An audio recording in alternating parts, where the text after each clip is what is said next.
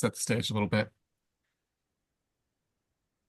So, welcome to like the real day one for what we have today.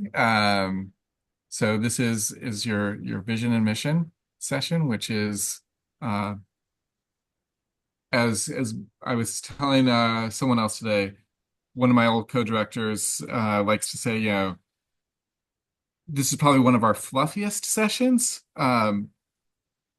But also like one of the most important ones to kick us off. Like people like have a tendency to sort of like rush through these things. Um, but they're really important. And there have been a couple of instances over the last year where I've seen like startups and been able to see like how important getting this right is to understanding like all of the decisions that you will make later. Like if you get your vision and mission right, like because constantly when you're building a business, you will have competing opportunities, competing priorities. And if you really get your vision and mission clear, it helps figure out like, okay, of the million things you could be working on, what like you can go back to that and it really helps guide you in terms of like, okay, these are the three that I really need to be like working on today. At least that's theoretically how I like to think that it works. So yeah, so quick agenda. We will take care of just a little bit of housekeeping. I covered this last night, but kind of a refresher. For people, we're going to do some mentor introductions. Switching it up this time, I think we will do our hot seats first, which is so I hope everyone is ready with their 60-second pitch. Um, and practiced, 100 times. Even those of you who are in very, you know, unfortunate time zones. But then we're going to have one of our mentors will give a presentation. We'll do a Q&A for sort of all of the mentors after that. And then we will break out into the individual breakout rooms. You will get put into a breakout room with one mentor and have a chance to present what you worked on last night to them. Before we get started, any questions on any of that, anything that happened last night, yeah, any roadblocks? Okay. Uh, so really reinforcing this, participate in all the weekly sessions, get here at 6:30 p.m. sharp. We will try to start at 6:30 p.m. sharp. Today was a couple minutes late. That was somewhat my fault. Um, book off at office hours, as we said, and be prepared for the office hours and to the point when you're talking to people. Finally, Monday, you should have all gotten just a few minutes before the session, but we sent out an invite to our Raising and Passing the Startup Bar. Again, completely optional, but suggest if you're available to come in on a Monday evening, I think it's worthwhile to come to. I will also, if there is enough time, I'm going to try to stick around at the end for at least another 30 minutes, depending on how many people are there and want this. But we will do some pitch workshops at the end, so you have a chance to sort of, you know, take what you have done this week and test it out. Some of you will pitch tonight, and we'll probably by Monday have redone your pitch 3 or 4 more times, hopefully. So if you want to test that out, I will be there and we can kind of like run through some of those. Okay. Do we have mentors here besides I saw Helena and Joseph. Is Mark and Raphael here too now? I'm here. Oh, awesome. Great. Well, since you spoke up first, Mark, always good to see you again. It's been a little while, but we will have you start with introductions and then we'll go around the circle. Yeah, sure. So Mark DeSantis, guess you'd say serial entrepreneur. I've been doing this for 17, 18 years. My last company was a company called Bloomfield Robotics. It was founded out of Carnegie Mellon Robotics Institute. We sold the company in October to Kubota. We used imaging and cameras and AI, and then we inspected crops. So we had 26 industrial growers of grapes, blueberries, raspberries, oranges, and 4 continents. Grew it to pretty good size. And then in October, one of our investors was Kubota, world's third largest tractor manufacturer. They saw our partnership as natural, and they made an offer, and it was one we could not refuse. It was a good offer. So for that, I founded a company.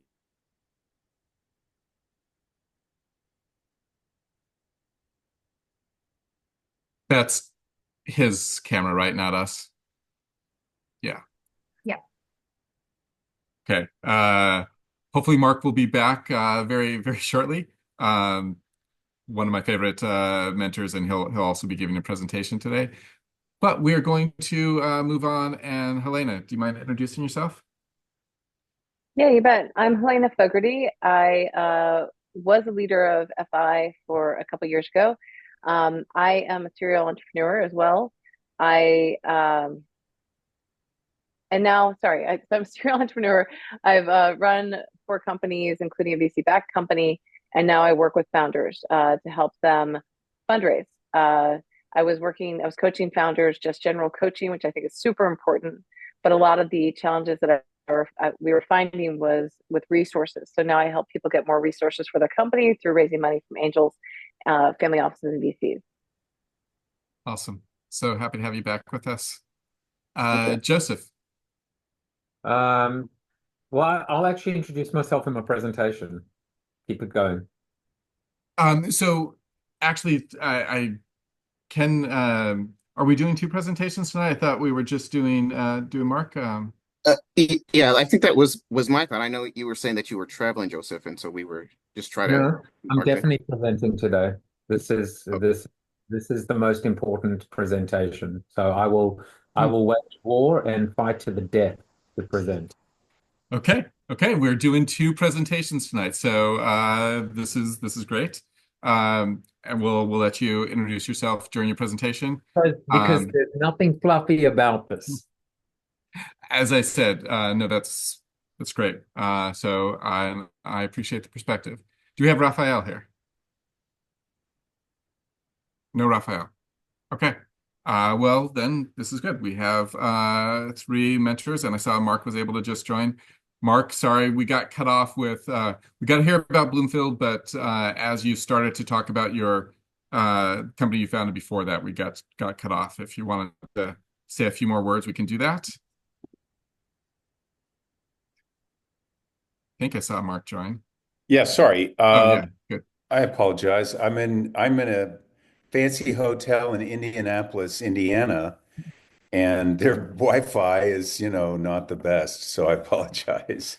Not a problem at all. It was good. You were very clear until all of a sudden it just froze. But so yeah, as I was saying, I know you're serial entrepreneur robotics, which has reminded me in computer vision, but yeah, we can. I know you'll be presenting as well in a little bit. So just was just saying we're going to have two presentations, so that'll be good. But so actually, we're going to flip things up along on the fly a little bit. Joseph, we'll have you present first.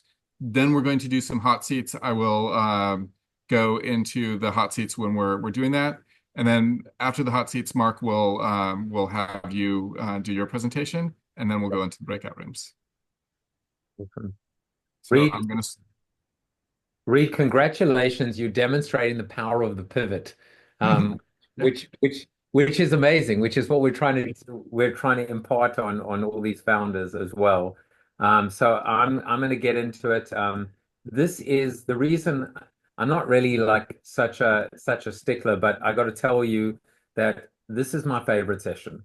This is my favorite session. This is why I do it. This is everything because this is the most important thing in terms of why we do this. So I'm going to get straight into it as well. And I'm going to give you my why statement, right? My why statement today as a teacher, facilitator, and coach, I help high aspiring entrepreneurs, owners, and their leadership teams get unstuck, return to growth, and become forever change. So How do I do this? Why do I do this? Well, first of all, when we talk about the idea of unstuck, when COVID, I completely pivoted when COVID hit. I was a serial entrepreneur. I don't do that anymore. I was a public speaker. I've keynote in 50 countries. I don't do that anymore. I was an author. I don't really do that anymore. I was a consultant. I don't do that anymore. I started a talk show called Corona TV, which today is called Joseph Jaffe is Not Famous. I had 800 guests on my show: Tom Peters, Seth Godin, Dory Clark, Carol Baskin, Patrick Fabian, who played Howard Hamlin on Better Call Saul. I'm not even going to show you that video as well.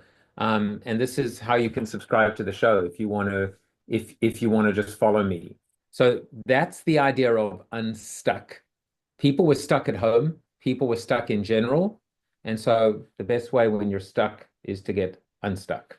I became a leadership coach and a business coach about 2 years ago, helping entrepreneurs implement a system called EOS, the Entrepreneurial Operating System.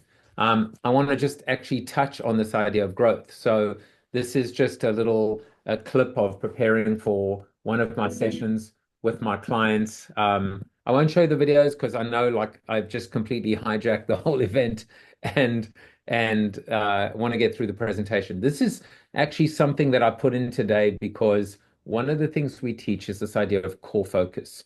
Your core focus is the intersection between your why, which is your passion, cause, and purpose, and your what, your niche. Your niche is an inch wide and a mile deep. It is your what.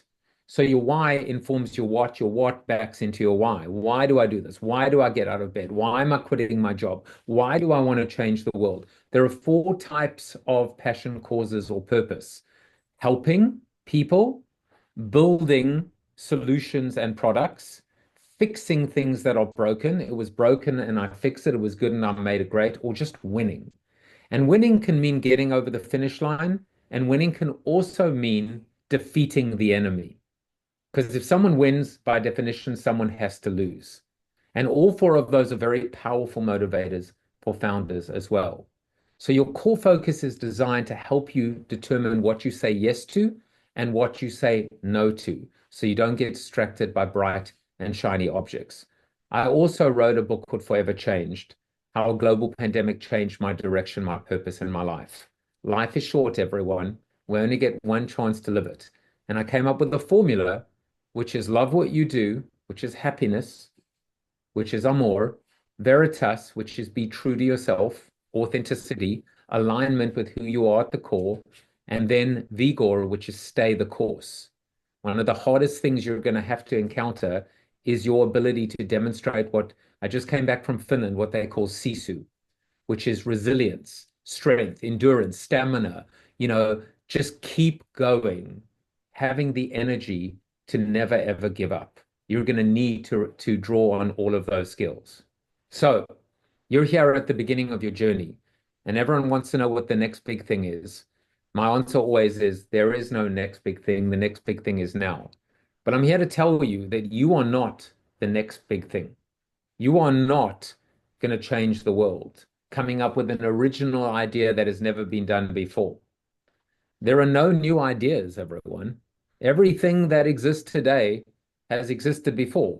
We're just, Austin Kleon talks about steal like an artist. We're just figuring out derivatives of what has come before. So you want me to prove it? I'll prove it to you. The Jetsons, back in, I don't know when the Jetsons were, 60s or early 70s, Jetsons predicted FaceTime. The Jetsons predicted, Flipboard and online magazines. The Jetsons, forecast, and so have the Simpsons done it, the Roomba, right? The robot maid. And in some cases, unfortunately, tanning salons. There's, maybe in this case, Tan Mom, for those of you that like Howard Stern. We went a little bit too far. So there are no new ideas. Here's another example. When we look at AI, AI has been has been spoken about and written about and posited about, going all the way back to the very first movie about AI called Metropolis in 1920s as well. So there's nothing new. but I disagree, actually. I just contradicted myself intentionally. I don't believe that. I believe that we can change the world. Walt Disney said, if you can dream it, you can do it. Technology can solve any business problem, no matter how big, hairy, or audacious it is. It just comes back to, dreaming and imagining the future and imagining a better world and a better place. Technology, the digital, social, mobile, AI world can accomplish absolutely anything. Victor Hugo once said, all the forces in the world are not as powerful as an idea whose time has come. So has your idea come? Is today the day that you change the world? Well, in order to figure that out, you have to draw on pain. You have to draw on frustration. You have to draw on curiosity. Not always pain. It helps to love pain. They say entrepreneurs are masochists. I mean, why are we doing this otherwise if we don't really love pain or if we can't endure pain? But the thing is, from pain comes pleasure. And the thing that I'm going to ask you as well is to go back and find those moments when you're searching for those ideas. Why are you doing this? And why you? Why you of all people in the world? So when we look at these examples, Airbnb, this is the original email, right? In September 2007. Brian, I thought of a way to make a few bucks, turning our place into designers' bed and breakfast, offering young designers who come into town a place to crash during a 4-day event, complete with wireless internet, a small desk space, sleeping mat, and breakfast each morning. Right? Or a much better example are the two guys who couldn't find a car or cab when they needed one, so they started Uber. Or the fact that GoPro, which at the time was the world's fastest and best-selling camera, was just started by a surfer dude, which clearly shows you I'm not a surfer because no one calls himself a surfer dude, who just wanted a better way to create some kind of a first person or a more realistic depiction of what it was like to surf. By the way, GoPro couldn't be started today because we have drones. So it just shows you timing is everything, and I'll come back to that. And there's one more example, Run Pee. Run Pee is an app that will tell you exactly when in the movie you can run and pee.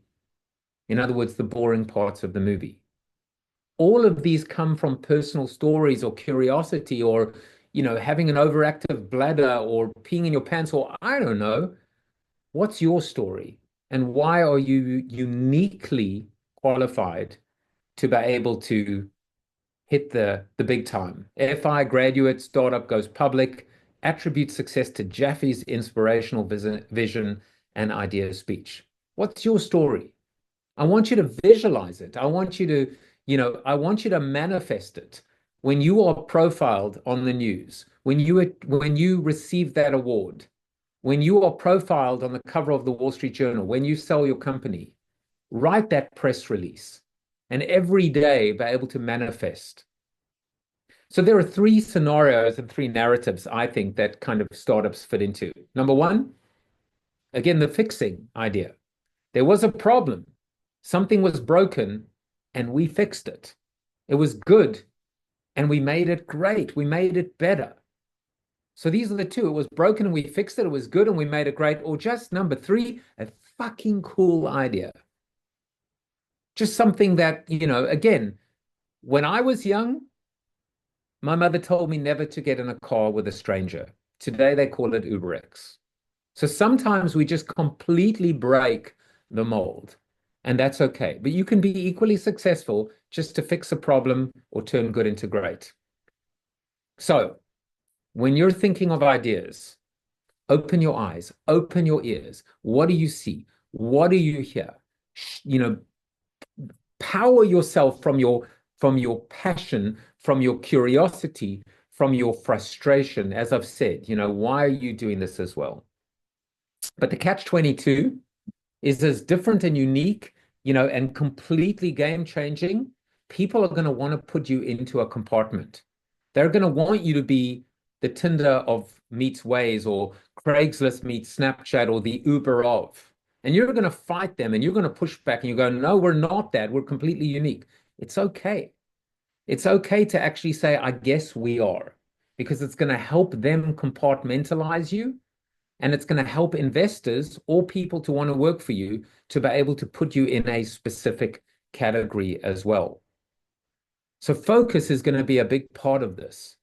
And part of that is actually being able to know who you serve as opposed to serving multiple masters.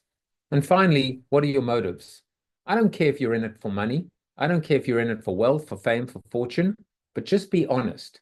If not with your investors and your partners, at least with yourself. So ultimately, there are 4 things that I want you to think about. This is the formula of what I believe you're going to need to be successful. 2 of them you can control, 2 of them you cannot. The things you can control are the idea and the execution. The things you cannot control are timing and luck. So ultimately, when you come down to those ideas, the idea of what you started and why you and telling your story, and one of these 3 things, and the difference between your why, your passion, cause, and purpose, and your what, and being able to come up with the idea.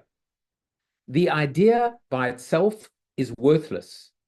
There are thousands, tens of thousands, hundreds of thousands, millions of ideas. What's important is the execution of the idea. But guess what? Alberto Savoia, who is the founder of Pretotyping at Google, he says, even a great idea that is executed well may fail. So remember, the 2 things you can control are the idea and the execution, but you still may fail. That doesn't mean you shouldn't execute flawlessly. So when it comes to execution as well, be very, very clear about what your product is. Is it a marketplace? Is it a platform? Is it a one-stop shop? Is it an intermediary? Is it an infomediary? In many cases, you know, I think the secret formula of most startups was a database that was searchable and shareable. That's all. YouTube is just a database of videos that is searchable and shareable with social settings. For the most part, the ability to reduce your idea and the execution of that idea into a simple, easy to understand and easy to deliver and deploy, approach. KISS, keep it simple, stupid, right? Lean Startup itself ripped off the iPod, and the iPod was simple. Stop, play, pause, rewind, fast forward. That's the essence of the iPod. It's why Zune failed. It's why so many Sony options failed, because they tried to make it too complicated. Do one thing really, really, really well, and then be able to tell it to Nana. Tell it to your grandmother. Tell it to a 5-year-old child. Be able to share that elevator pitch in terms of what you do and how you do it and why you do it, versus come up with all the bullshit bingo, phrases and words. Last 2 things, timing and luck. Remember, I said you can control the idea and the execution. You cannot control timing and luck. However, a few things that I want to share. Timing is an art. Number 2 is this idea. Mark Andreessen, I heard him at a Lean Startup conference. He said, if all the failed .com startups were to start again today, they would all survive. Why? Because at the end of the day, your consumer will never lead you astray. If you are following your consumer and if you're being true to your consumer, then it does just come down to some cases about staying in a holding pattern, being patient, not running out of energy, not running out of bandwidth, not running out of money, and not running out of belief. Vigor, energy, endurance, staying the course, what the Finns call sisu. And then finally, there's luck.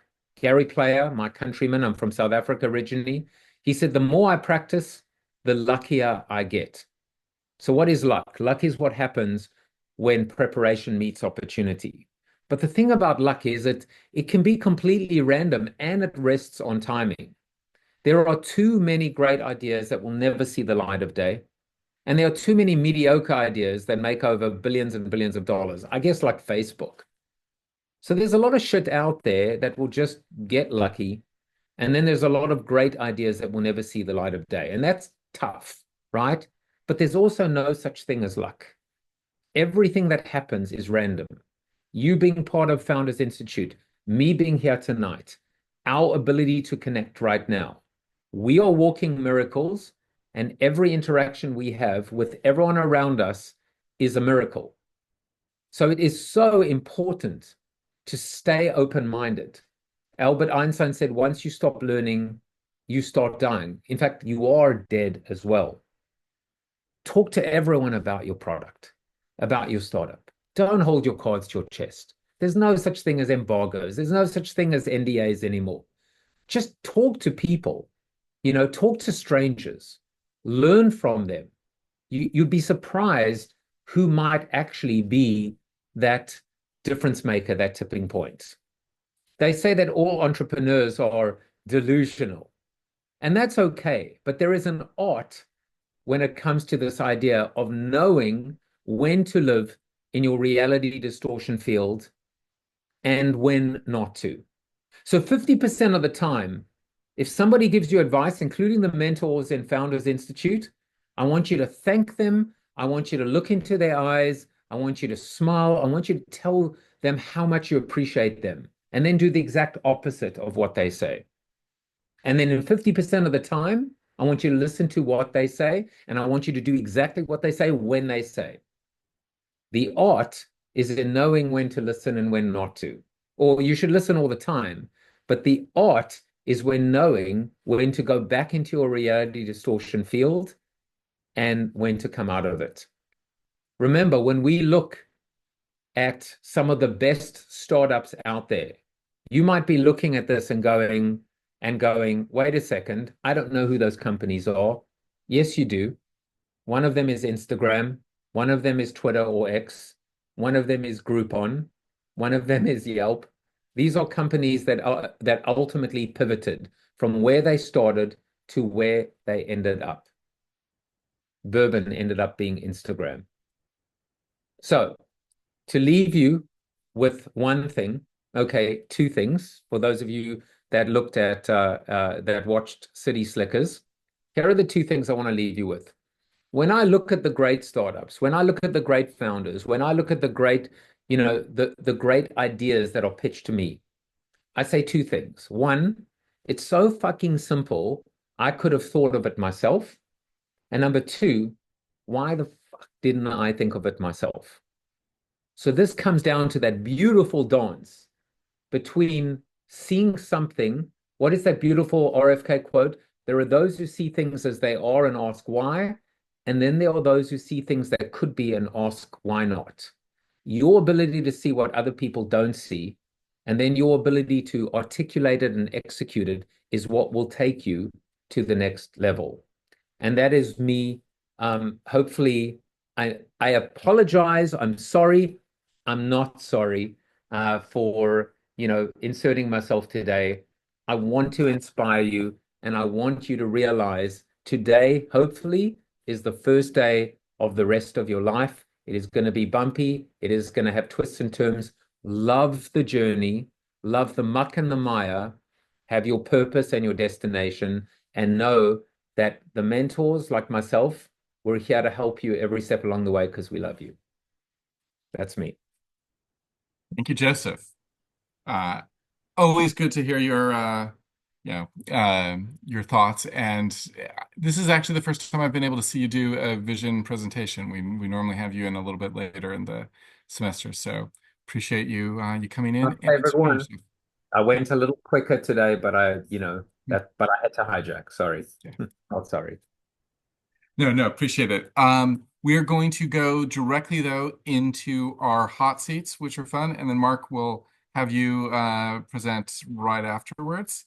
But let me bring up the deck again.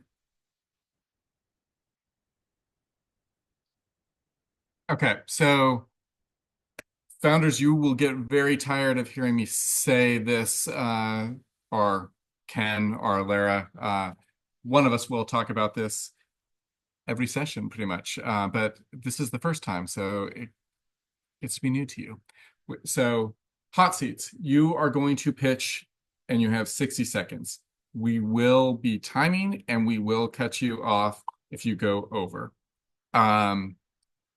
Mentors are going to be rating, and hopefully you all have the rating link. If not, we will get it to you right after I finish talking. But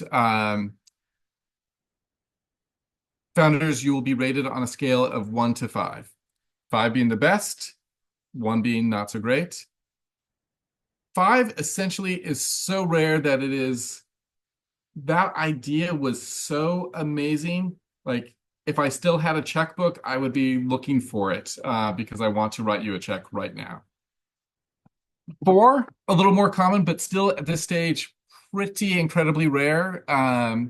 4 is, that has a lot of promise. I want to know more. I want to potentially I'd even advise your company. But like definitely you got the second meeting, which is really like what the biggest goal of your 60-second pitch is to get that second meeting. 3, there are no 3s allowed. We do not allow middle ground here.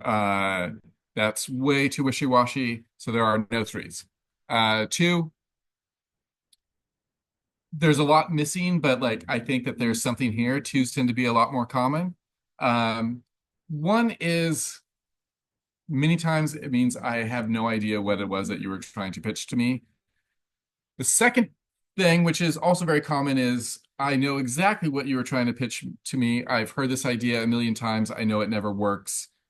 I really suggest that you pivot into something else, anything else.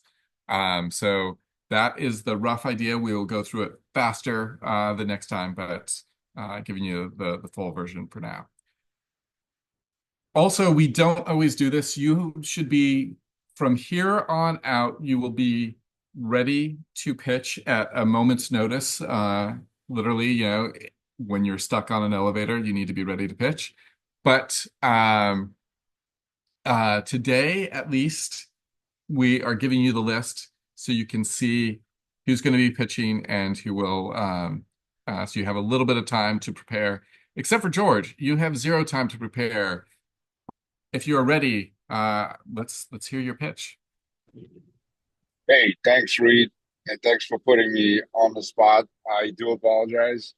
There is no video for me. I'm currently driving, so that's okay. I'll just Definitely do okay. okay. We had someone last semester, the semester before, who was like using the airplane Wi-Fi to pitch from his seat. So, being in the car is good. Again, pitching wherever and whenever you are. But you have 60 seconds. Take it away. Yeah, it's the life of the startup founder. So, our idea is very simple. We want to deliver affordable, convenient, and impactful logistics to small businesses, small e-commerce brands. So at the moment, what we're doing, we are a subscription-based 3PL company. For those who are not familiar, 3PL are the backbone of e-commerce. We do storage, we do pick and pack and shipping. And so we are using AI to allocate and predict sales and predict inventory allocation throughout the United States. And we use our network of facilities to place products close to the consumers. And so businesses, small businesses in particular, will have opportunity to compete in speed and in cost when it comes to shipping their products. So that's it. Okay. You had about 7 seconds left. Again, you're in a car. I know it's a little bit of a difference, but just to let you know, and I'm going to give you my own thoughts on this one after, though. Mentors, you know the drill. 3, 2, 1. What is your rating?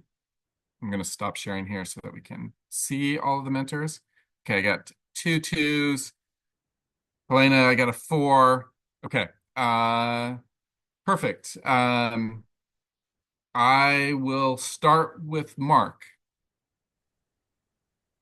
I'm going to rate it on, there's probably something pretty special in there, but it did not come across, George, in your pitch at all.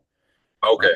I can name personally 4 logistics companies that are using AI for, I could go on, but I think that your pitch needs a significant overhaul to find what's special, because it's probably in there somewhere. Appreciate that, Mark. Thank you. And Joseph, Yeah, same. I'll just build a little bit as well. I don't really know the space as much. So for me, I want to know what's the problem, set it up quickly. What's your solution? How are you different? How are you special? These are some of the basics that are really, really important to get across. Remember, in my presentation is why you, why now? What makes you different as well? And just be very wary that everyone and their grandmother Nana throws in AI right now. So just be careful that you're not kind of like piling onto this expanding confusion and mess. and Yeah, Helena. thank you. I have some experience working with 3PLs, and what I pulled from what you said to me very briefly made sense and intrigued me and would make me want to take a meeting. So I don't know of 10 other companies that are doing this right now. I'm sure they are, but the first thing I was coming at this from, I've had this pain point. I'm interested in learning more. And that's why I gave it a 4. Thank you. I appreciate it. So I won't normally comment on most of your pitches, but because we are early, and also George, because I know enough about your business, one of the things like I want to say is nowhere in that time did you mention that you are launched, you already have distribution centers, like significant amounts of revenue that you're already generating. And in some audiences that won't matter very much. Like if you're, like pitching to a later stage VC and what you have, like that won't resonate. But considering the audience you're in, where most of the companies are pre-revenue, very early stage idea, that's like you want to sort of lead with your strengths a little bit and like letting people know. There was even some future tense words in there, which we try to encourage people to not use even when things are definitely in the future tense. But for you, they're not in the future tense. You've done this, you have the experience, and you've launched. So I would just recommend like trying to make sure that you incorporate that into your 60-second pitch early, because I think you'll get some different ratings based on that. Thank you, Reed. I appreciate that. Thank you. Lisa. All right, checking you can hear me? Yep. Yep, great. Okay. So with context, the medical patient journey today can be really frustrating. It's confusing for patients, it can be overly complex, and it places a really heavy administrative burden on doctors and surgeons to manage day to day. And we know that surgeons are really actively seeking a solution that simplifies every step of a surgery experience and frees up clinical time and billing hours. We're here really to transform that surgery experience with a platform that guides patients and surgeons through a seamless, stress-free surgery journey, supporting them at every stage from beginning to end. So our solution is designed to save time and reduce costs for our medical practitioners, and it really is about enabling clear two-way communication between patient and surgeon and delivering essential patient instructions and information and centralizing everything you need to know in one easy-to-use platform. Okay. I had about 5 seconds left as well, but pretty good on time. Mentors, 3, 2, 1. What is your rating? Got, reverse this time. 2 4s and a 2. Okay. I always like to kick things off with the, start low and work our way up. So Helena, kick us off. So I think you did a great job of communicating what you're doing. I have heard a lot of pitches around this recently, and very few communicated as well as you do. However, the first thing I think about is this is going to take a lot to get adoption, a lot of money to get buy-in, and I don't know where you are right now in terms of traction, if this is just an idea or if there's traction. If there's traction, that takes an idea from, all right, to, oh, something's happening here. So I want to say great job on like telling me what you do, because a lot of people in the space can't do it as well as you did. But I'm just thinking, okay, how is she going to get adoption, right? That's the biggest. That's why you had to. Okay, that's helpful. And just for context, I've got a medical center that we're partnering with and we'll be beta testing and then allow to scale from there. But great You've question. got to say that. Got to say that. Okay, cool. Thanks. Joseph. I'm almost wondering if I should have given you a two, only in the sense that there's so much potential. I mean, you deserve a four. But the pivot could be interesting in terms of where you take this, and I think that will come through in your discovery. I had open heart surgery in 2021, and went through the whole process, and so I understand firsthand some of the points of friction and inefficiencies and the problems. Remember, our healthcare system is so broken, certainly in the US, and so anything that's going to help is going to be a bonus and a benefit. So when you get a little bit deeper in your presentation, you start to look at competition and where you're different, and what that perceptual map looks like. It's going to help you differentiate and specialize. And remember, one of the things in my presentation is choose your master, right? Who's the target audience? Is it the consumer? Is it the patient? Or is it the practitioner? It's okay to have a two-sided, platform or marketplace, or whatever the case may be. But just be very, very clear, whether it is, two-sided and you're matchmaking and bringing together, and how you do it as well. So, what is the old saying, which is you'll die of indigestion as opposed to starvation. So focus, focus, focus. But yeah, it's a deserved fall. Thank you, Joe. And just to answer your question, it is for medical practitioners. Yeah, sorry. So, but just in general, no answering of questions after. But thanks for Mark. Yeah, I would echo comments that have been made both. I would say that who is your customer? This does not appear to be a two-sided market so much as it is you're just facing in both directions, you're trying to make it process transparent, a sequence transparent, I'm guessing. And I would go echo Joe's comment that, is your emphasis making the patient comfortable through the process, or is the emphasis on saving dollars and making efficiency for the doctor? I don't know that you can serve both with equal excellence, I guess you'd say. So I think you probably want to make a choice in there. I think anything that brings transparent visibility to patients' experience is probably beneficial, given my experiences, in that. But I think you probably have to make a choice at some point, and be pretty clear about why you made that choice.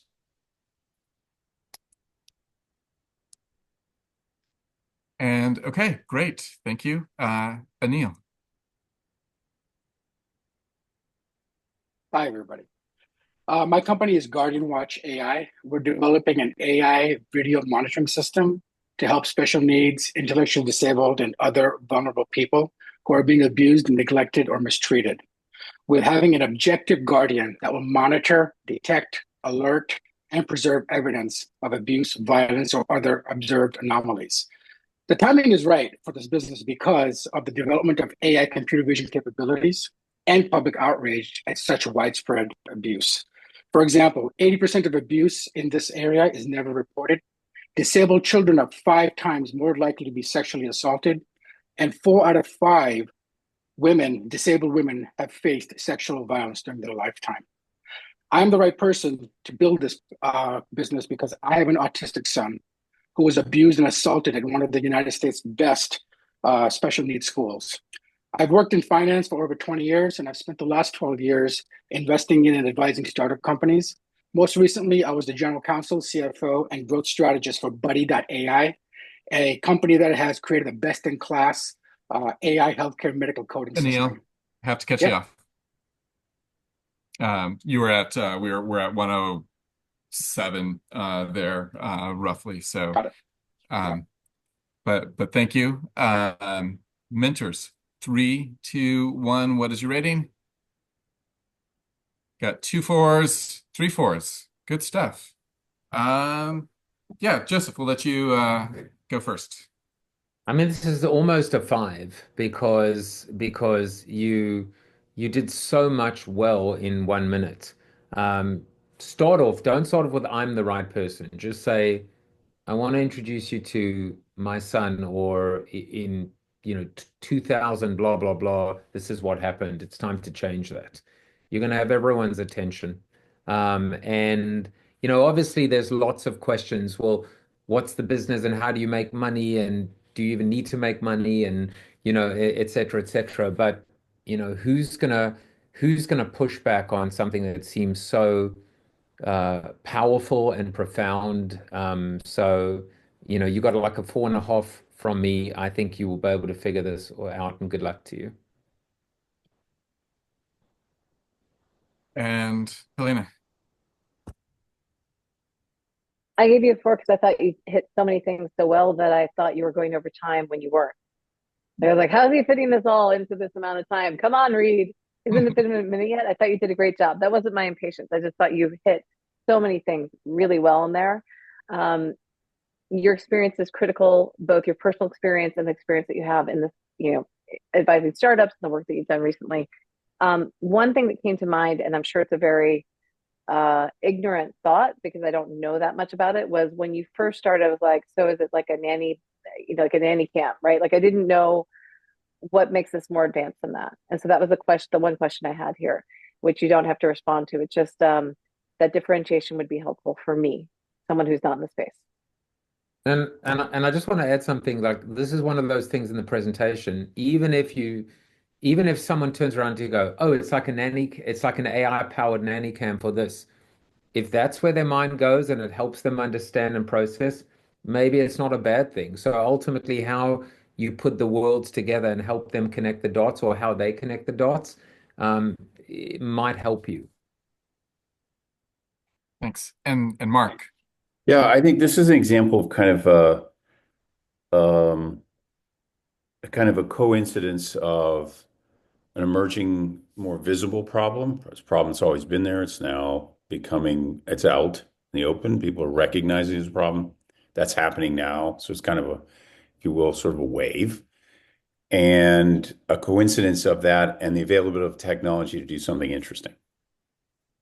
I mean, the AI can see humans, it can see activity, it can distinguish between things that even a few years ago could not see. And so those two things coincident, in a sense. I always like to think of a startup where you can have everything right. You're got a great team, really interesting problem, check all the boxes that every entrepreneur, the list of things. And on top of that, you also have to surf a wave if you're going to be successful, in my humble opinion, if you're going to be wildly successful. And if you can't find a wave, you in a sense, you're identifying the wave before it becomes a wave. So in effect, you're like a good surfer seeing the surface of a water, seeing features on the water that other people don't recognize. And you see that, and it's emerging. So at some level, you've identified that. So those two things kind of come together, and I think, and you're doing something very interesting and important. Awesome. Okay, 2 more pitches, and then, but yeah, so Kayla, you're up. I thought I was last. Oh, I might have screwed up the order, but we're gonna have you go now. So That's fine. Hi, everyone. After I graduated Spelman College, I faced intense anxiety navigating the transition from college to the real world. I moved back home away from the friendships that I had cultivated over the last 4 years, and found myself overwhelmed with job hunting, financial stress, and figuring out what a Roth IRA was. I felt so lost, and I realized I wasn't the only one. Every year, 4 million young adults graduate college and find themselves in this post-grad freefall. That's why I created U8. U8 is a web app that helps recent grads ages 18 to 25 navigate the emotional and practical challenges of post-grad life. We connect users with culturally relevant support across career readiness, financial well-being, and mental health, resources that are often missing, especially for people of color. U8 exists to make sure that young adults feel seen, empowered, and supported.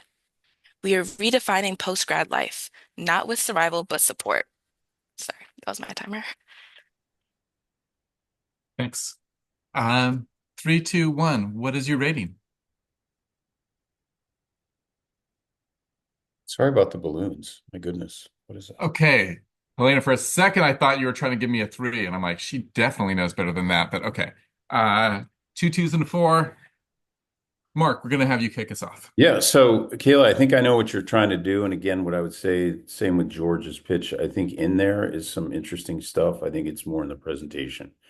My concern about your presentation is it's too diffuse. You're doing many things, any one of which is fairly significant and big. And so the challenge when you go at a pitch in the way that say, we're going to do this, this, this, and this, and you have 3 or 5 things you're going to do, any one of which would consume enormous resources and all worthy of doing, it's too diffuse. People say we can't do all that stuff. And so my guess is there are probably, I'm speculating within what you're proposing, there are probably an area of particular interest that you're focused on. And it's okay to just do that. If you do that really, really, really well, don't worry about the fact that you can't necessarily do the other stuff that you want to do as well. You don't have to conquer the world in one go. You just take a piece of it and focus on that. Joseph. The website, by the way, is not loading very well, so I'm trying to like figure out how to put in my ratings. I am very frustrated by the founders tonight because you're all doing such a good job. And it's pissing me off because I like to give 1s and 2s because that's what you need at this stage to be able to push you. If you get too many 4s and 5s, you get too big for your boots, you get like, your heads expand too much. So, Kayla, this was, first of all, let me ask you a question. Were you reading or was that just complete? Oh, I memorized this. Okay, Sorry, you but I memorized. feel like I was my just voice sounds because robotic. no, and by the way, never ever say sorry. Never ever say sorry in a presentation. If you mess up, if you make a mistake, it's a tell. Don't do it. You don't need to. You don't need to ever apologize, right? At any point in this process, giving a presentation, pitching, etc. So I only asked it because you were great actually at what you did, but it was a little too polished at this point, and so I was wondering, are you reading in a sense? When you memorize times, it becomes a little bit rote. I want the passion. I want to see your humanity, right? I'll come through. I love what you're doing. You're hitting so many different things. The reason why I'm giving you a 2 is just because the 2 is going to give you more of what you need to be successful than a 4, right? I want you to pick up and not slow down. And of course, what I'm thinking about is how are you going to make money? How are you going to, ultimately mental health is real. Post-grad depression is real. Isolation is real. Social media, it's all real.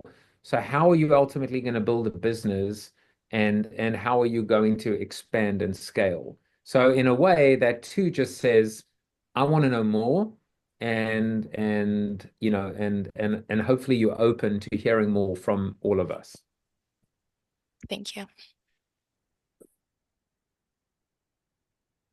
Okay. Helena. So I love the name and I love the target. If you can get people who are right out of school, they're going to be hooked on this. I know that sounds really bad, but they're going to be hooked on this and it's going to spread and going to be, I feel like it's a really great niche to get people to talk about a solution that matters and is important. That doesn't mean that I still think I think what Mark said was valid in terms of focus, and what Joseph said was also great. But I just thought U8 and the niche and the like what you're doing is important, and I think it could really work. As we've talked about before, now you got to make it happen, right? Yes. Yeah, but good job. Thank you. Okay. One more. And And I did screw up the order, so sorry about that. But Serge, you're bring us home. Okay, so my company is Percolation Labs. In a world of AI, there's an incredible tension between productivity and agency. Um, we've seen this in our industry, in particular, in vibe coding, where you've got this sense of being able to create at the speed of thought, but at the same time there are concerns around how much control you and agency you retain. So we believe at Percolation Labs that the most important thing in an AI future is going to be how we model people's personal experiences and personal knowledge, and personalization has become very important. Um, the Percolate Personal Memory Cloud uses AI search to help knowledge workers like founders and C-suite executives quickly compile information and draft data-rich contextualized documents for communicating with different stakeholders. I don't know how I'm doing for time. You had 10 more seconds. Sorry, I thought you were still going. Are you done? I'm done. Okay. Mentors, ratings, 3, 2, 1. What are your ratings? 2 ones and a 2. Okay. Helena, let's start with you. Well, the one is partially because you didn't finish, right? And you didn't know, and that's just you didn't know where you were, which is okay. And I don't want it to be discouraging. I did not get the differentiation in here, so I need to know more about how this is different from what's available right now. And with that, I think you've got, okay, I'm interested, need to know more. Joseph. First of all, you look amazing. You look like a visualization of the AI of the very solution that you're delivering. I love it, right? But you're like too cerebral in your head and academic and bullshitty bingo and stuff like that, right? You got to like bring it down to earth.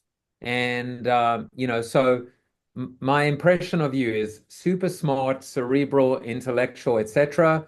But you're going to have to dumb it down for a dumbass like myself, And so that one is just designed to give you a little kick in your ass and say, just remember. I think Ralph Waldo Emerson said the greatest illusion about communication is the myth that it has taken place. So, help make sure that what I receive is what you intended me to receive. And I'm excited to see where you go to next. I like that quote. I'm going to use that quote. So this is my third AI company, and they all came out of Carnegie Mellon. And all my co-founders have doctorates in computer science from Carnegie Mellon, or you name it. I live in the world, swim in the world of AI all day, every day, with all these smart people around me. And one of the mistakes they make, and I'm not saying you made this mistake, but is an attempt to bring people in, particularly maybe a funder, is by demonstrating a technical knowledge of something using perhaps terminology or allusions to sort of aspects of what you're doing, sort of to pull them in, and it never works. It has the exact opposite effect. And I'm talking now about savvy investors who eat AI for breakfast. What they want is a simple, I can echo this very simply. The interesting dilemma in techie companies is the simpler the problem is the more likely your AI is going to succeed. And the clearer the relationship between the use of AI and the simple statement of the problem or need, the higher the likelihood of success. Now, if what you're doing, and I think what you're doing is interesting, if I understand it, which I don't believe I do, but if I understand what you're doing, is there's wonderful analogies available that are simple and clear. A lot of times I've seen with some deep tech companies, they're trying to do a simple thing, but technically describing how they do it is actually hard. It's complicated. And so what do? They go to analogy. And it works like a charm. So uh, I would make sure, Ralph Waldo Emerson, absolutely. Uh, I would I would make sure that you understand in this presage is what I'm going to say here is that you've clearly stated the actual need that you're addressing in its most elemental form, in its most basic and elemental form, because needs and problems exist all over the place. There's no shortage of needs and problems. There's just everywhere you look. My hotel rooms, Wi-Fi doesn't work. There you go. So, simple statement, and the power of AI is it has a wonderful power to go after very simple, straightforward problems. Awesome. Thank you, mentors. Thank you, founders, for being the guinea pigs and pitching first. That is not easy to do, so appreciate that. Just in the interest of time, Mark, we're going to go straight Yeah. into your presentation, and then You ought to call Reed. You ought to call instead of hot seats. You ought to call it Reed's meat grinder. That's what you ought to call it. Okay. next session. I'm going to update that. Chloe, we're going to work on the presentation together. So let's. Can I share something? Yeah, you should be able to. Okay, I am not seeing my. Here we go. I'd like to talk about a friend. She's a really good friend of mine. Can you all see that picture? Yes. Yeah, so her name is Dawn Myers. She was a lawyer until she became an entrepreneur. And what's amazing about her, other than the fact that she's presenting there on Shark Tank and actually got a significant investment from the sharks, is that she was doing this while she had cancer. She survived cancer while she was building her business. On 3 occasions, she was doing her pitch from a hospital bed on chemo. I have friends. I have another friend who's a retired Navy SEAL officer, and he was one of the Americans tasked with capturing Pablo Escobar in South America. And he's also an entrepreneur. And he says to me, you know what, Mark? You know what entrepreneurship's like? It's like getting really comfortable with being really uncomfortable. And it echoes what Joseph said earlier about just embracing the challenge of this. I only spoke to her, Dawn, today. She's hit another rough patch in building her business, no big deal. And I said, please, you survived cancer while you were building your business. So you can't complain to me that the fact that one of your funders isn't decided not to invest in you is a problem. She laughed. And I think that what I want to say to you is a lot of what Joseph has already said, maybe in a different way, is so I'm on my, let's see, 4th startup I co-founded. I've been CEO of another one that was a friend of mine. And I can tell you over 18 years that I've been at death's door in startup world probably 15 different times when building my business in was game over. I had no way forward. It was it. We were done. And got up the next day, said, maybe it's not so bad.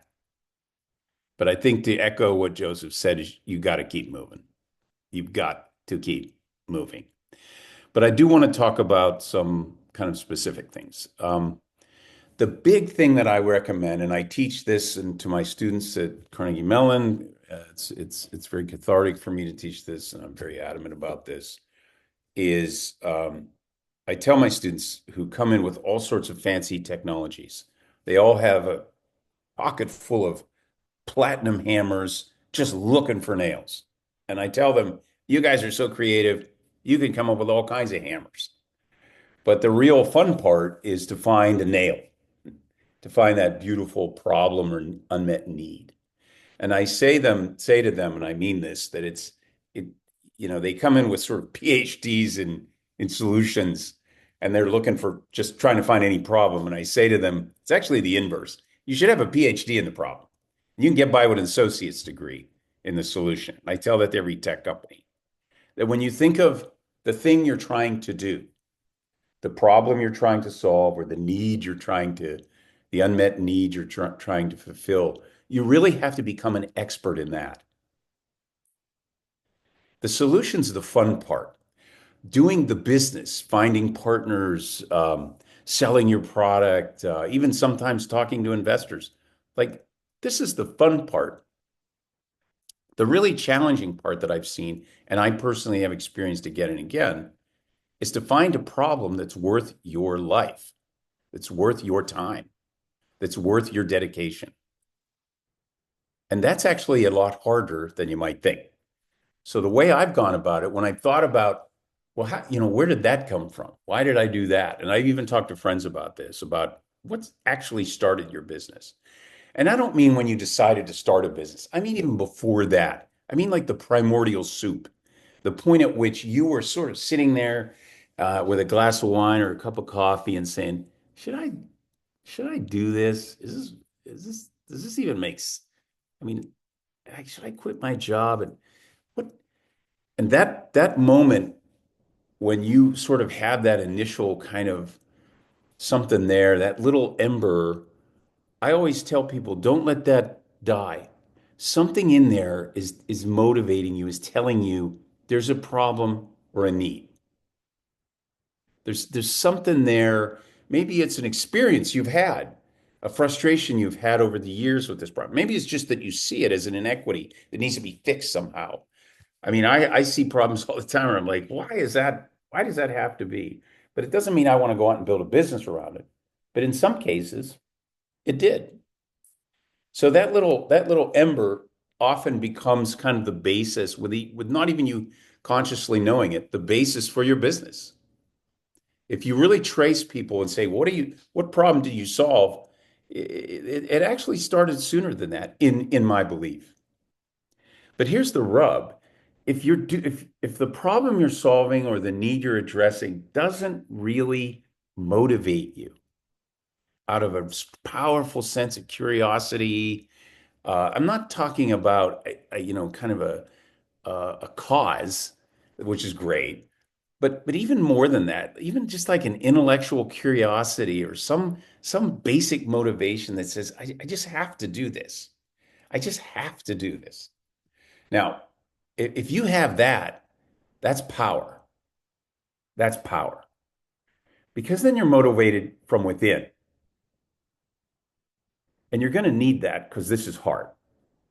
So for me, my companies have often been around, we used fancy technology, but I've used it around helping people make simple decisions. And I think that, for me, that's I guess you'd say it's been a bit of a motivator. I like technology. I'm not a technologist, but I like it. I find it interesting. But it's more about, is this going to make a difference in this person's life? So I'm fascinated by how people make choices. How do they make decisions? Particularly in business. That's just something that's always interested me. Like what information do you use to actually make a decision to do a thing or not do a thing, make an investment, hire somebody or what have you? It's like the actual sort of what happens in their brain. And I've always been fascinated with the idea of looking at something in the real world and, taking that information and translating it into kind of serving it up and helping that person make the best right decision. And frankly, if I can do it in a way that makes the decision almost automatic, so much the better. So all of my businesses have been around that. And I've thought about it and I've looked back on it over the years. And that is the one consistent thread. That is the one consistent thread that drove me in all of my startups. Is in elemental, fundamentally, it's I looked at a thing in the real world, used some technology to sort of translate that, and then served up a pretty powerful, direct recommendation to that person. And I think for each of you, I really would hope you would ask yourself, why am I doing this? And I think most of the entrepreneurs that I know, there's some basic need for them to do a thing. Now, there are some that I know are, they fame and glory and all that, but I don't know too many of them. The entrepreneurs that I know are really oriented around that they have this compelling need to do a thing in the real world. And so the second point that I would make to you is you're going to make a lot of mistakes, but they're not mistakes. It's just learning. It's learning. And so I tell this to my fellow entrepreneurs because I've lived this. I used to think that I used to just kick myself, when I would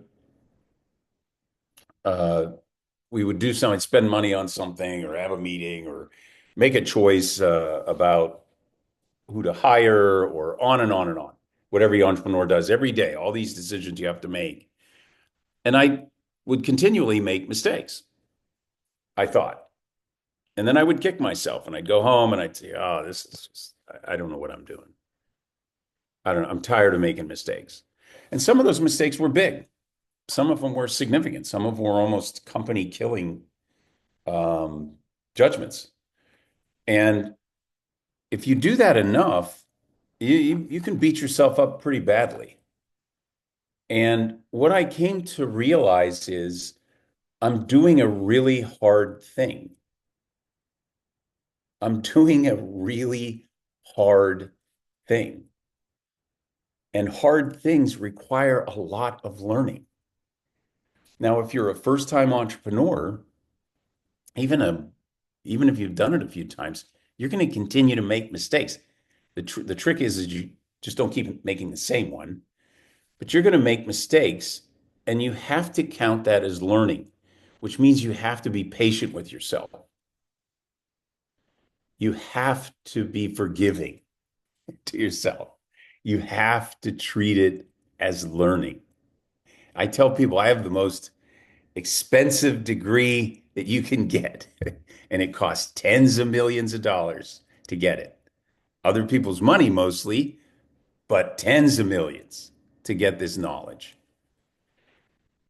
And I think that there is a tendency for entrepreneurs to want to present to their co-founder, their investor, to their family, to their employees, to their customers, this notion that you've got it all figured out and it's going to be okay.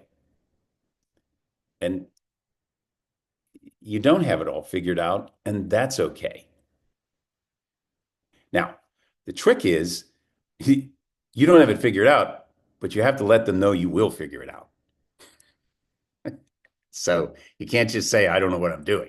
That doesn't really work too well. But it's okay to acknowledge, I don't know.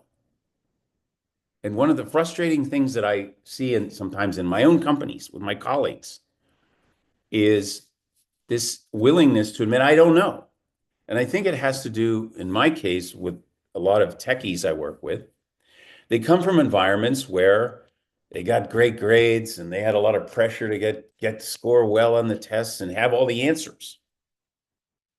And then they go into this entrepreneurial world where there are an infinite number of unknowns, huge amount of uncertainty, and they feel the pressure to have the certain knowledge that they had in their technical domain now in this crazy entrepreneurial venture. And you don't, and you won't.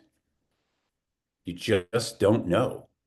And you have to accept that kind of, I don't know. as part of the process of learning. And I think the trick here is that you learn. And which is another dimension of this, is working with a customer. I like to think that a startup is like a phase. It's not a business, in my humble opinion. A startup where you're raising money and maybe getting some pilots and building some tech and all that. That's a phase. It's like high school. You want to go through it as fast as you can, and you don't want to hang around. And the goal is to get to a business, a going concern. I have customers now who understand my value proposition. I'm charging a reasonable price. And in fact, someday I'm actually taking in more money in a given month than's going out. That's what I would call escape velocity. And then after that, it's a whole different world. And that's a whole different presentation and a different discussion. But until that time, this is just a phase you're going through. And if you think of it like a project, if you think of a startup, call it Project Escape Velocity. That what you're going to do, like any project, particularly one that has never been done before, or perhaps one you've never done before, is there's going to be a whole lot of learning. There's going to be a lot of go, stop, go, stop, go, stop. There are going to be people, perhaps, like any project, who will come and go. So that team you start the field with may not be around in a year, and there may be all new people, what have you. If you accept that as just an aspect of this effort, this project to get to that escape velocity, then you're a little bit more realistic about your assumptions and about what you're attempting to do. It also, ultimately, if you think of it as a project, it is actually a lot more fun, because one of the challenges you'll have is perhaps you'll be surrounded by people who've never had any experience building a business from scratch, taking it to a market and growing it and selling it. What you'll have around you are very well-meaning, thoughtful, smart people, some of whom work in big companies, some of whom are relatives, family members, some of whom bring all sorts of professor from the local university and all that stuff. And they will look at what you're doing and say, and give you advice that's from their experience. And you will feel bad because you cannot meet their expectations as the advice they give you. Your Uncle Bill, who's an accountant, will say, my goodness, you're not generating any money at all. In fact, $50,000 a month is going out the door, for crying out loud. Or whatever. They will be well-meaning. They love you. They want you to win. But they do not understand necessarily what you're going through. But you will feel compelled to say to them and want to speak to them and answer their concerns and answer their questions in a way that they understand it, and you will just be unable to do that. You will be alone. And this is my final thought. So being an entrepreneur, the thing I've wrestled with, many things, is not, people say, well, the loneliness of leadership. No, it's the aloneness. You're alone. Let me explain. So you have a co-founder, perhaps two, but you're the CEO, you're the founder, you're the chief fundraising officer, you're the chief responsibility officer. You are, at some level, you feel it, you're responsible for everything. Not really, but you feel it. And there'll be days when things don't go well. When you went out to California, flew out there, VC wanted to meet with you. It sounded like good news. They insisted you fly out there. And for some damn reason, they insisted you fly out there to tell you they're not going to invest. And you kind of counted on that, and your co-founders already bought champagne. And they mistakenly told your employees that looking good, looking good.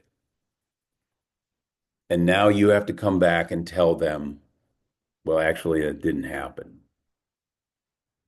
But you have to do it in a way that convinces them you have alternatives. But you don't. And who do you complain to? Perhaps you go to a board member and say to them, look, I don't have an alternatives. They turned us down. I don't know what to do. The board member's thinking, do I need to fire Mark? You tell your co-founder, hey, man, it didn't happen. She's thinking, I thought Mark knew what he was doing. You share it with a friend who happens to be a good friend with one of your employees. Hey, Mark's company's going out of business.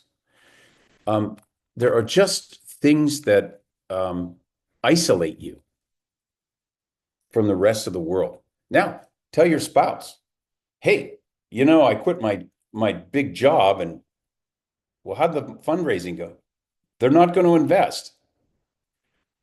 Okay, that doesn't make for a great day either. So you're alone. You're alone, and you're afraid. So let me just finish with a very short vignette. So you all can see that picture? You see that? Can you see that picture? Yep. Yes. Okay. Bear with me here. So that's Iwo Jima. So if you know World War II, Iwo Jima was an island off the coast of Japan. Marines, U.S. Marines, Navy, Army invaded. This was Japanese territory. They fought ferociously. 7,000 Marines died in about 2 months. 20,000 Japanese, 25,000 American casualties. It was a brutal, horrible battle. In fact, it's famous for that iconic picture of the flag raising. And this kid was 18, and he was a corpsman. And if you look at old documentaries from World War II in Europe, they'll see the corpsmen, they have this red cross on their arm. Notice they don't have it, because in the Pacific, the Japanese specifically would kill the corpsmen. Corpsmen had the highest casualty rate. So one time, I was a sophomore in college, and I came home for the summer, and that's my dad. He was 18. My father never talked about the war, never talked about the war. I mean, just you couldn't get any stories out of him at all. And one night I came home in the summer, it was 2 a.m., and he was watching some horror movie, and he just said, Mark, he's talking about how scary this movie was. And he said, Mark, I was frozen with fear. He said, do you understand what frozen with fear is? His job as a corpsman, by the way, was to go out and get wounded Marines and pull them back in when they yelled his name. And he landed, and this was right after he landed. He landed with 150 men. By the end of the third day, there were 5 of them were alive. 3 of his best friends died right in front of him. He said, I was so frozen with fear. I was so afraid of dying that I couldn't move. Men were calling my name, calling my code name, and I couldn't move. I was so afraid of dying, I couldn't move.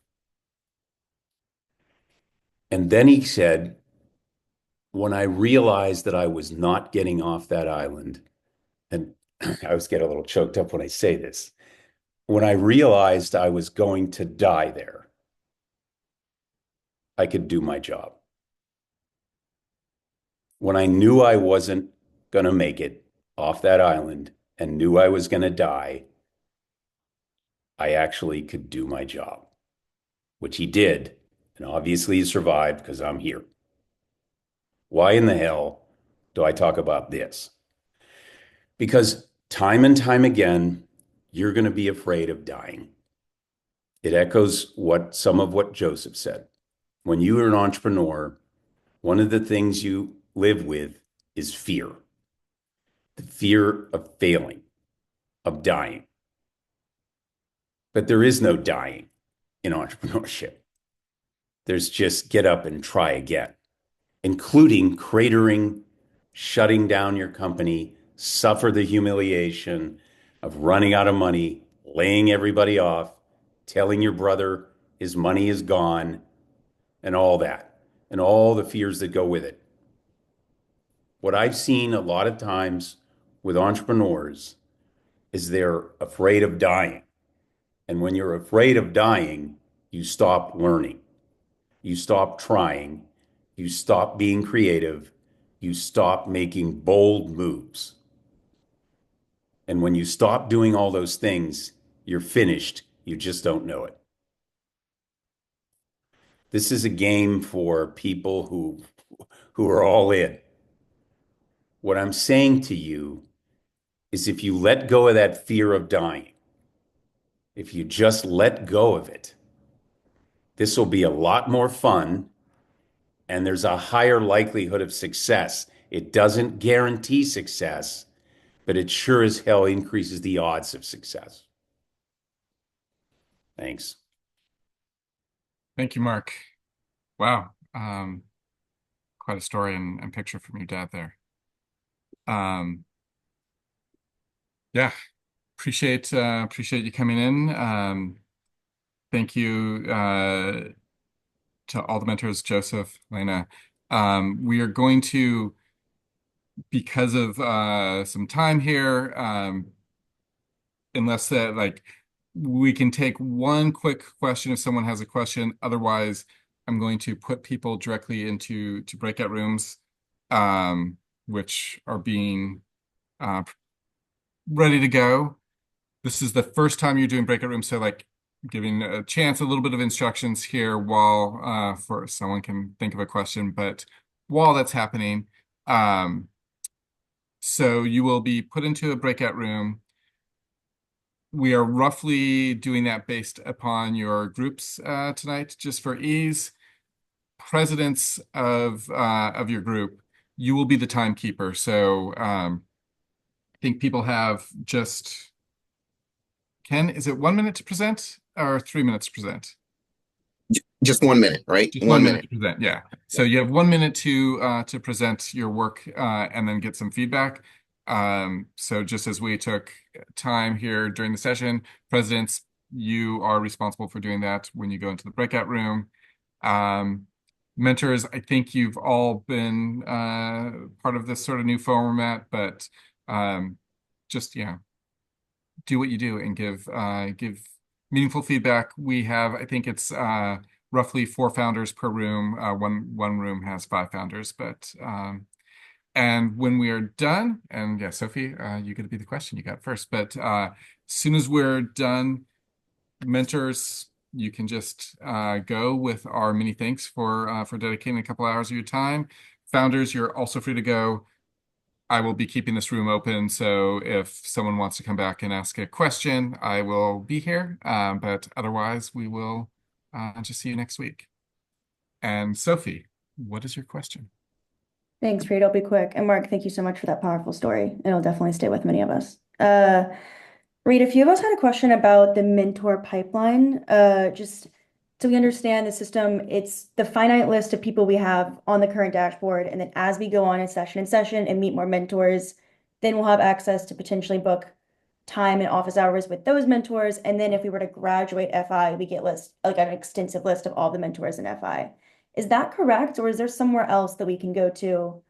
I know we talked about this yesterday, but I was still a little bit unclear on like how we could view all of the possible mentors beyond just the open bookings. Yeah, so the open bookings, and then as people come in and mentor sessions, there'll be like other ways. So like people will be adding office hours, mentors, emails have gone out. So I think we'll get some people. I think we've already had a few more mentors add time. And then mentors who come into the sessions, again, many times we will, sometimes it might just be one-on-one sort of booking. If you want to meet with someone who doesn't have office hours, reach out to me, reach out to Ken, and we will try to arrange that. And then, yes, when you graduate, access to the whole shebang. Awesome. And we don't actually get assigned like a one-on-one mentor at any point. No, So our goal here is at the early stage, we think there's a lot more benefit to breadth of mentors to start with, rather than like kind of focusing in on a one-to-one relationship. What often happens, but not always, is you will find someone, a mentor who does a session, they like what you're doing, you like them, and you sort of agree to have like, to continue talking to them a little bit more regularly. But that is, we leave completely up to you. Our goal is to try to give you a wide range of mentors here and find someone that has some good specialties for you. That makes sense. Thanks, Reed. Yeah. Malik, quick question for the mentors or for me? No, it's not for the mentors, mind you. It's just that the people that haven't uh pitched yet, will they be given the opportunity to, or is it in the next session? Yeah. So, I mean, you're all going to be presenting your homework for the night today so this is somewhat pitching, but yeah, we will rotate through. So mentors, so founders, if you didn't pitch today, some of you will pitch next time. We have, I think 26, 27 founders. We did 5 tonight, so you can do the math. It'll take us a little while to get through everyone. But yeah, you definitely will all have opportunities to pitch. And okay, we're going to go into breakout rooms because it is 8:04. We are running definitely a little behind schedule, so appreciate that, founders and mentors. But Thomas, take us away. Yeah, the breakout rooms should have been made. Yeah.